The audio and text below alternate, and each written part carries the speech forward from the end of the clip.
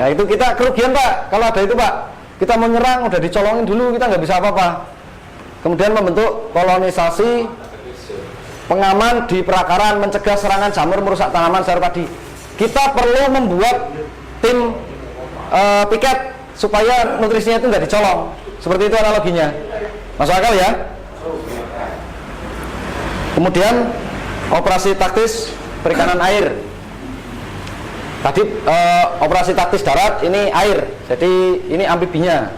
Tadi angkatan daratnya, ini angkatan lautnya. Gitu. Caranya kita harus bisa menjinakkan racun amonia. Ranjau-ranjau yang ada di dalam perairan yang mau kita lewati harus disisir dulu. Jangan sampai pasukan masuk kena ranjau semua mati semua itu. Bahaya, ranjau air berbahaya ini.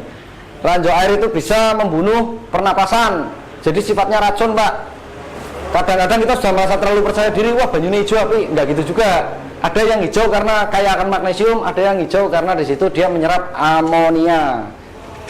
Yang lebih berbahaya lagi kalau warnanya merah, Pak, itu sangat keruh ya, sangat beracun. Nah, yang benar seperti apa? Ya, yang paling baik tetap perairan itu ya netral, Pak, tidak berwarna, tidak beraroma. Nah, ini ada buih-buih, ini tanda fermentasi masih berjalan, proses pelapukan. Dia, nah ini ada buih di atasnya ya, ini bisa dilihat. Ya, ini proses penguraian. Jadi proses pemisahan zat yang tidak diperlukan ini dibuang ke atas. Baunya enggak ada. Aromanya. Aromanya. Ya, aromanya harum. Ya. Ini hanya air kolam itu yang hijau, kita kasih bakteri asam laktat. Mas, bakterinya bisa ditanyakan, mungkin diambilkan satu untuk sampling. Dari asam laktat di kolam. Di kardus ini kemarin ada, di dalam sini banyak. Nah ini bawahnya ini mengendap ya, tidak nyampur ke atas, jadi tidak menjadi ranjau-ranjau untuk yang lain. Selanjutnya, jadi prosesnya ini menetralisir gas amonia NH3 menjadi amonium yang stabil NH4 yang aman bagi kelangsungan hidup ikan. Jadi insang itu kalau kemasukan amonia seperti kita kena ibaratnya apa ya, gas air mata, Pak. Bernapasnya susah sekali. Itu versinya ikan seperti itu. Apalagi sangat pekat menguasai, wong cuma kecipratan gas air mata sedikit saja. Nah, saya juga pernah ngawal demo juga, jadi tahu rasanya bagaimana.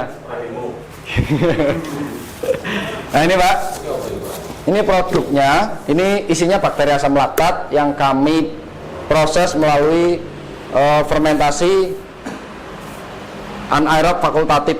Jadi anaerob fakultatif itu bisa dibuka. Silakan dibuka aja untuk pengenalan karakternya. Pengenalan satu, Pak ya. Ya, untuk pengenalan karakter. Ini dijual belikan apa ya, Pak? Dijual. Buka ada apa-apa. Buka aja. Itu saya jual belikan. Mereknya Onta.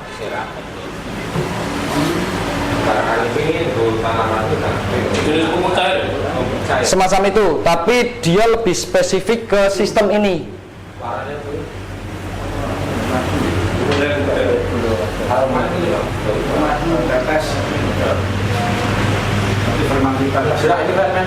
Betul. Itu lebih mirip-mirip kayak itu ya, sap jenggot ya. Betul. Iya. Lu Pak AO penjual sap jenggot. Kemudian selanjutnya setelah menjinakkan racun amonia, kita ada eksklusi kompetitif vibrio. Jadi bakteri baik memenangkan pertempuran ruang dan pangan di air kolam, secara langsung menekan perkembangan koloni patogen berbahaya tanpa menggunakan antibiotik kimia. Jadi antibiotik kimia itu sangat berbahaya, Pak, karena kalau ketergantungan akan menimbulkan kerak di ginjal, lambung, dan juga hati, Pak. Maka itu untuk teman-teman medis itu ya, kalau mau kasih antibiotik ke teman-teman ya hati-hati, jangan asal gitu. Nah ini kita harus menyelesaikan permasalahan bakteri patogen seperti E. coli dan Salmonella. Ya mohon maaf, di MBG aja ada E. coli, orang pada keracunan semua. Sama saja. Pada dasarnya semua makhluk hidup, baik itu manusia, hewan, tumbuhan, itu punya sensitivitas tersendiri terhadap bakteri-bakteri tersebut. Jadi itu racun. Itu racun diciptakan Tuhan untuk apa? Bakteri-bakteri pengganggu itu diciptakan Tuhan untuk apa? Salah satunya agar kita ini mau berpikir dan agar kita ini menyadari bahwa hidup itu tidak bisa tenang-tenang saja. Kalau Tuhan tidak menciptakan parasit, kita ini santai kalau yang surga, akhirnya tidak ada usaha, tidak ada ikhtiar, akhirnya kemiliki, akhirnya sombong karena semua serba kecukupan. Nah itulah mekanisme Tuhan untuk menjadikan kita itu tetap tawaduk kepada alam semesta. Karena di dalam ajaran agama saya istilahnya ada belum minallah, belum minanas, belum ma'al alam gitu kalau nggak salah ya. Jadi kita harus bisa bersinergi dengan alam dengan baik. Tujuannya apa Pak? Ya kita untuk kontrol diri. Kenapa Tuhan menciptakan parasit? Biar kita ini tidak merasa sudah sisi paling sempurna wis ora wedi apa-apa. Jadi inilah tugas kita sebagai prajurit, sebagai khalifah. Kita harus merampungkan masalah yang nyata. Tutup aja Mas, bantu tutup Mas. Ini juga saya tutup. Nah, wis nyaman. Oh, AC aja. Oke, AC. Kita agak seger-seger Bapak pakai AC. Wah, cukup. Kita sembriwing. Ya. Kelihatannya kelas ini semakin menyenangkan ya Pak ya. Ya. Ini saya nggak tahu ini, saya belum izin dandim boleh dibagikan ke personel yang di kelas atau tidak, atau hanya untuk kompis ini, saya belum tahu, nanti saya izin dulu. Tapi kalau boleh nanti saya usahakan biar jenengan dapat satu-satu. Iya. Ya, nanti saya alasannya Pak ini apresiasi untuk saya ikut gitu. Iya kan? Aduh, direkam lagi. Gak apa-apa. Oke, jadi pemahamannya yang pertama kita ingat bareng-bareng, racun amonia itu apa? Secara gambar umum tadi sudah saya jelaskan. Ini bisa dibaca? Kacamata, bakteri. Ini saya besarkan dulu ya.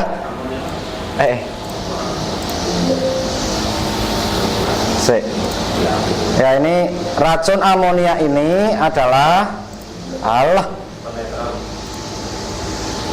jadi racun amonia ini sesuatu yang sangat beracun. Setara model kita itu kalau di manusia itu di dalam pernapasan kayak gas air mata. Nah, kalau di air itu dia nyangsang nanti diinsang. Nah, selanjutnya kita harus menambahkan satu unsur hidrogen. Kita kan nggak bisa Pak, kalau jahit baju kan kelihatan Pak.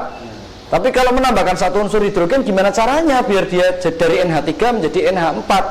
Nah, itu kan keahliannya teman-teman laboratorium. Tapi bisa dibuat tanpa laboratorium. Caranya diberikan bakteri asam laktat yang nanti dia akan mendonorkan satu atom hidrogen. Atom itu apa? Satuan terkecil dari senyawa atau unsur atau benda-benda di muka bumi. Jadi atom-atom itu dikelompokkan berdasarkan jenis dan sifatnya. Nah, salah satu jenis dan yang perilakunya seperti ini dikasih nama ini, jenis yang perilakunya seperti ini dikasih nama ini. Dan untuk hidrogen sendiri itu punya perilaku memiliki satu kaki untuk berhubungan dengan elektron lain, jadi bisa nyambung. Jadi setiap benda-benda itu bentuknya seperti bola tapi kecil sekali, harus pakai mikroskop. Itu sifatnya kayak energi. Jadi semua apa yang ada di muka bumi ini gabungan dari unsur-unsur terkecil itu sehingga membentuk padatan. Seperti itu. Udara pun sebenarnya ada molekulnya Pak, tapi kan karena saking renggang ikatannya sehingga bisa disabut. Buktinya apa? Pesawat itu bisa mumbul di atas permukaan udara sana karena ada benda padat yang sebenarnya itu ada tapi nggak nampak karena ikatannya sangat longgar. Kalau nggak ada udara di ruang angkasa itu, ya pesawat nggak bisa terbang karena dia numpang. Sifatnya benda itu hanya numpak kayak rel aja, tapi relnya itu kan bentuknya semi permanen, goyang gitu. Udara itu sebenarnya sama seperti air, cuman kan air itu lebih rapat, jadi bisa dilihat mata. Udara itu longgar, jadi nggak ketangkep mata gambarnya, warnanya. Oke ya, ini amonia itu berbahaya untuk pernapasan, racun amonia. Terus ini racun berikutnya pencuri nutrisi, namanya bakteri Salmonella dan E. coli ya. Next ya. Oke, ini selanjutnya tentang garda ternak sehat dan mandiri. Tadi masalah ikan sudah, pertanian tanah rusak gara-gara pestisida harus dinetralisir juga pakai bakteri asam laktat juga.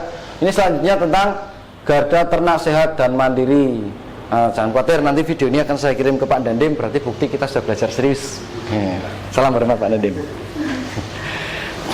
Pencernaan sempurna, bebas bau kandang. Ketika bakteri asam laktat melapisi pencernaan ternak, pakan dicerna optimal. Sisa asam nitrogen pakan berkurang drastis sehingga kotoran tidak lagi mengeluarkan bau amonia menyengat. Jadi kalau rekan-rekan semua itu mengaplikasikan bakteri asam laktat pada campuran konsentrat pakan dan campuran silase atau rumput hijauan, atau dipisahkan di jombor tersendiri untuk minum, untuk selingan minum air tawar, nanti pencernaannya itu jadi sehat dan enggak terinfeksi sehingga tidak memunculkan bau amonia. Bau amonia itu bau apa? Bau kentut. Ya, itu bau amonia. Jadi kalau kandangnya bau, itu tandanya pencernaan tidak sehat. Solusinya kasih bakteri asam laktat dari mulai proses pakan. Kemudian untuk menetralisir amonia yang masih tersisa di urin, sisa-sisa kotoran di bawah kandang dan di sekeliling kandang harus disterilisasi terus pakai bakteri asam laktat. Dan bakteri asam laktat ini tersertifikasi aman dari Badan Pangan Dunia. Jadi tidak berbahaya untuk ternak, untuk tumbuhan, untuk manusia sekalipun. Bahkan saya sendiri mempraktikkan ketika saya ini terkontak dengan bakteri asam laktat. Seperti apa Pak? Oh, ini tuh bakteri tidak beracun, aman.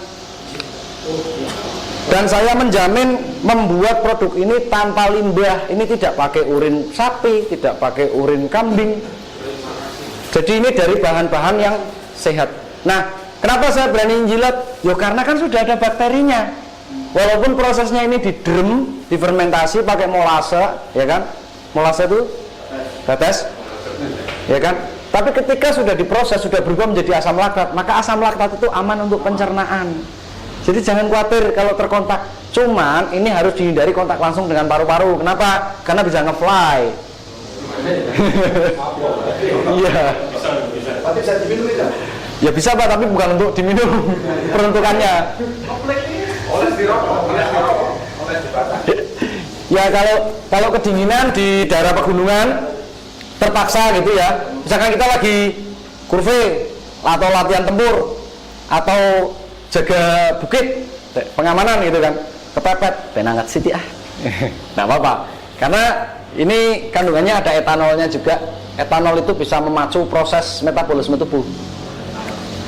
Ya, gitu. Itu hasil fermentasi alami Pak, etanolnya itu. Tapi jangan disalahgunakan ngombe seliter. Ini hanya untuk proteksi diri biar nggak kedinginan dan biar nggak kena racun. Karena kan kadang gini Pak, kita pindah lingkungan. Itu kita harus kontaminasi dulu dengan bakteri baru di sana, virus baru di sana. Kalau kita tidak imun, bagaimana? Kita akan mengalami proses imunisasi dulu, sakit dulu, tepar dulu. Biasanya kan kalau pindah lokasi kan gitu Pak. Betul. Apalagi kalau lokasinya di Wamena, di sana gitu, waduh, berat sekali itu saudara. Sepertinya tersenyum mengenang masa lalu ini. Ya. Jadi memang perlindungan diri dari parasit-parasit atau yang disebut patogen itu sangat penting. Maka untuk menjaga ternak dari setan-setan yang disebut dengan bakteri patogen itu, pencuri-pencuri di markas kita, ya kita harus kasih mereka prajurit pelindung. Lingkungan kandang menjadi bersih, lalat berkurang, ternak tumbuh kuat, bebas stres dengan kekebalan tubuh alami yang terjaga baik. Kalau kita sudah nyemprot bakteri asam laktat ke lingkungan feses atau kotoran, itu nanti yang maju itu backfly soldiers, BSF. Ya, lalat BSF itu yang jadi maggot. Ya, itu tidak membawa patogen, tidak membawa parasit. Tapi kalau lalat hijau itu bawa parasit. Seperti itu. Itu kan koloni-kolonian Pak. Kalau suatu tempat sudah dikuasai oleh TNI, maka Belanda tidak berani masuk. Nah itu konsepnya seperti itu. Jadi kalau lokasinya sudah dikuasai sama BSF, itu lalat yang koloni lain itu takut karena dengungan dari sayapnya itu frekuensinya mengganggu. Seperti itu konsepnya. Juga lalat-lalat itu atau serangga-serangga itu punya sistem hormonal. Namanya feromon, jenis-jenis feromon juga banyak banget. Nah hormon feromon itu hormon penguasaan wilayah. Istilahnya kalau di kita ini kan berarti panji ya, panji sudah ditanam di situ ya udah yang lain nggak berani masuk. Atau kalau di apa namanya di dunia hewan buas itu berarti urin. Kalau wilayah sudah ditandai dengan kencingnya harimau, berarti harimau lain nggak berani masuk. Sama dengan BSF atau lalat atau apa namanya lebah. Jadi itu blok-blokan sudah dikuasai penanda wilayah. Jadi kalau mereka sudah menandai wilayah itu ya parasit nggak berani masuk. Artinya masuk pun percuma karena memang persaingan hidup atau seleksi alamnya akan sangat keras. Insting dari lalat itu pasti akan menjauh karena di situ sudah pasti lingkungannya sehat, lingkungannya itu banyak antibiotik. Ya percuma dia ke sana karena lalat itu mendekat tujuannya itu apa Pak? Untuk menyiapkan anak-anaknya pakan. Lalat, wereng, terus kutu trips, terus kutu-kutuan sing parasit-parasit itu dia mendekati tanaman kita karena mengenali di lingkungan ini kalau saya bertelur nanti anak saya bisa tumbuh besar. Insting naluri hewani.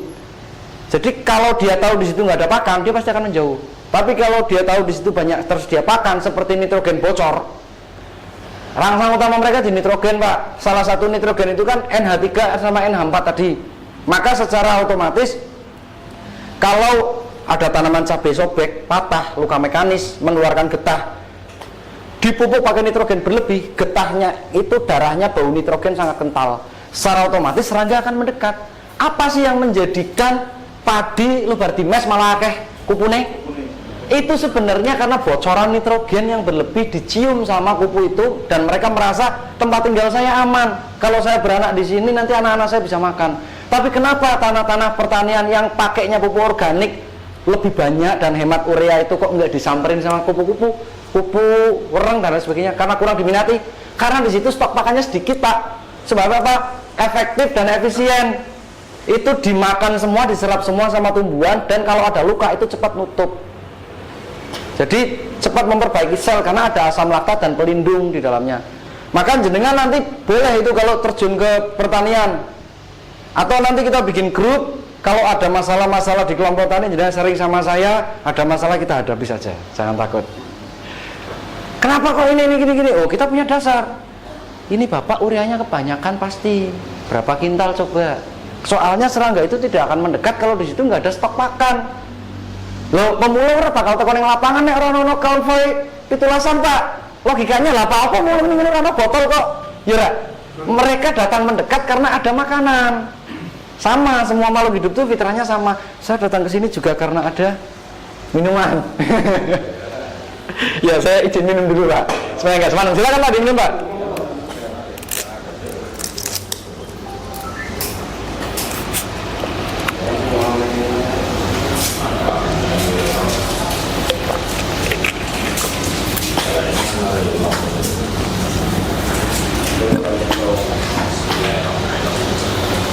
Jadi sedikit banyak saya itu sudah cukup akrab ya dengan TNI karena saya juga merupakan gumil juga di Yonif 407.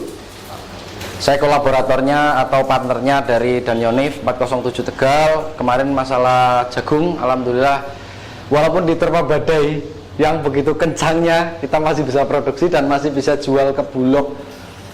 Berapa sih kemarin 45 juta apa ya hasilnya? Sekitar segitulah.